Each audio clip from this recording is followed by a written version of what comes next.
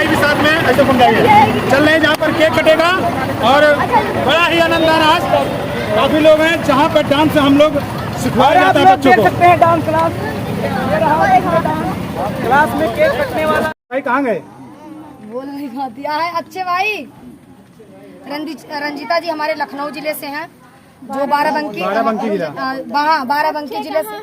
बाराबंकी जिला से हमारे रंजीता जी हैं, जो कि इस समय मौके पे बहुत वायरल है। बहुत सारा गाना भी की है, मिलियन 10-10 मिलियन इनका गाना जाता है, 20-20 मिलियन का गाना जाता है। जो कि उसी बीच में मेरे साथ भी एक गाना हुआ था।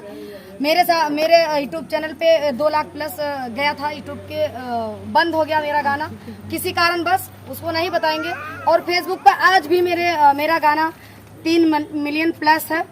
तो ये इनका किया गाना है और मैं और मेरे हस्बैंड जी गाई थी, जन जा पिया लंदन, ऐसा कुछ गाना था। चलिए ये रंजीता जी हैं और सभी के चैनल में स्वागत है रंजीता जी का। ये अच्छे भाई हैं जो कि पूरा भाई का रोल अदा कर रहे हैं, बड़ा अच्छा लगता है। और मैं सभी ऑन कैमरे से एक बात छोटी सी कहना चाहूँगा सबके सामने हाथ जोड़ के, कि हमारी रंजीता बहन है और जैसे हमारी 3 बहनें हैं वैसे ही हमारी और 6-7 बहनें हैं।